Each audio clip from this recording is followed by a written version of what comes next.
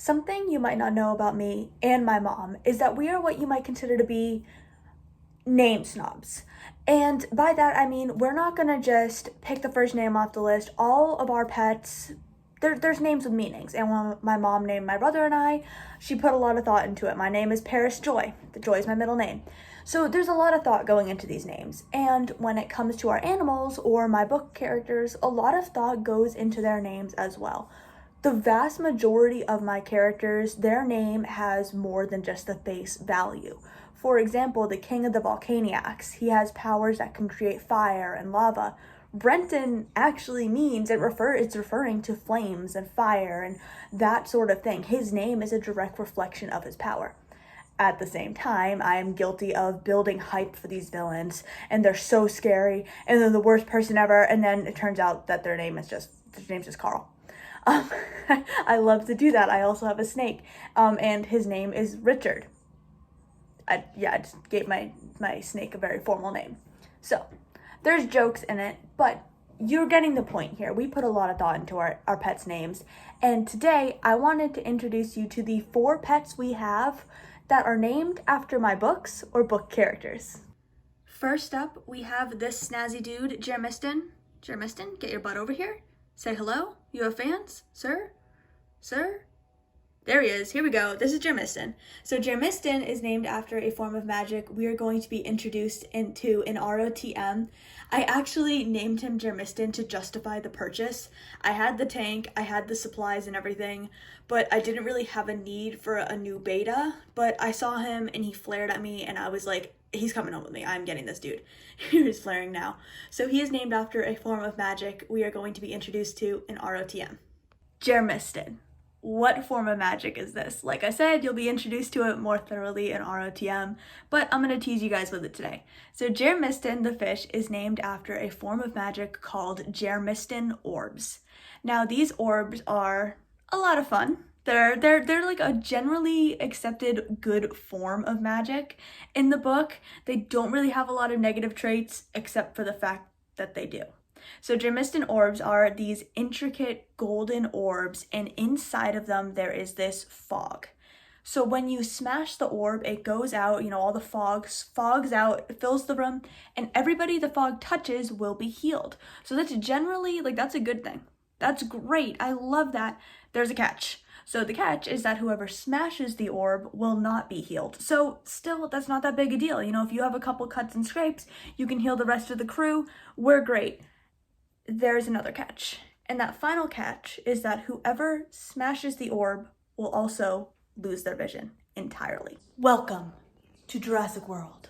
And by that, I mean Ahava Masada snake breeding facilities. So these are our snake racks. All of this good stuff going on here. We have snake here, and a couple of these lower snakes is where we have some of our babies, and then they move up to bigger snakes. They look small from this angle. They're actually a lot bigger. They go back and they have a decent amount of room in there. So I'm going to introduce you to 3 snakes we have that are named after either characters in my books or aspects of the book. First up, we have this little sweetie, Sophie. Now, I say little sweetie, she actually has a little bit of an attitude. She's a little sassy, but we love her anyway. So this is Sophie right here. She is an Arctic Conda. So all of these, what I'm going to be saying, they're an Arctic Conda, or they're a lavender, or they're albino, or they're axanthic, anything like that, that is referring to their morph and their pattern. So these are all Western hognose snakes. Sophie, like I said, she's an Arctic Conda, so a Conda pattern, anaconda, it basically means they have less spots. So she doesn't have many spots on her bodies compared to the standard pattern. And then Arctic refers to, I don't know how well you can see it on the camera, but she kind of has these little bit of like a darker ring around it.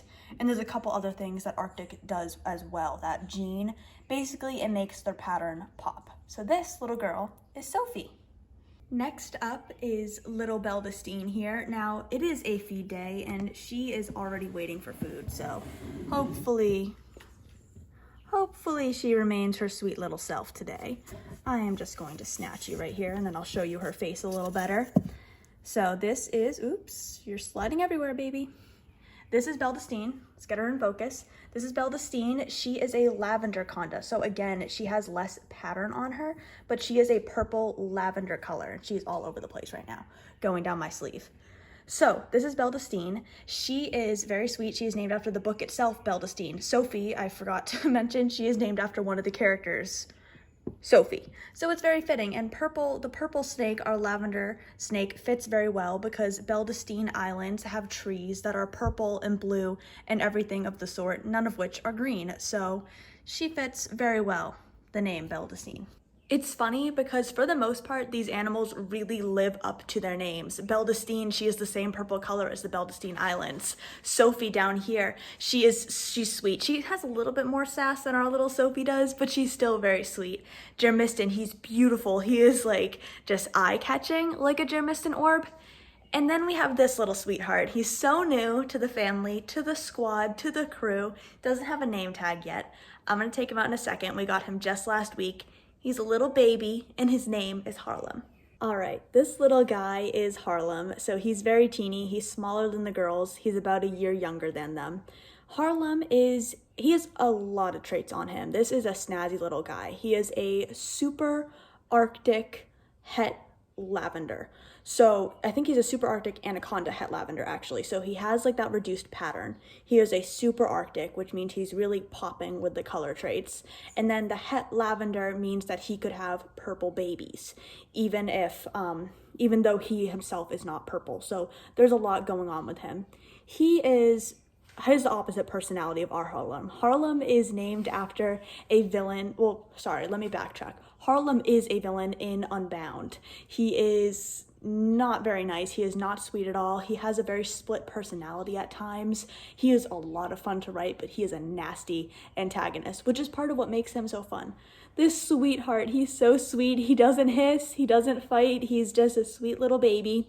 And he has this adorable little head pattern. It looks like a little bear with little teddy bear ears, or if you look the other way, a skull. He is a sweetheart. I'm gonna put him away because he's a baby still and he's new, so he's still adapting to us, but that's Harlem for you. Just for funsies, I'm taking out this big girl right here. This is Masada. She is a king snake, so she's a bit bigger than some of our babies. We have some big guys too. I'm gonna thank you guys for watching this video, and I hope you enjoyed meeting these snakes. If you wanna meet the rest of our snakes, I'm stretching out so that she doesn't get into my hood, which she likes to do. So if you wanna meet the rest of our snakes, let me know in the comments. I would love to give you a full tour. We have 21 of them. For now, thanks for watching, whatever time it is, whether it's morning, evening, or night. Have a great day. And say bye, Masada.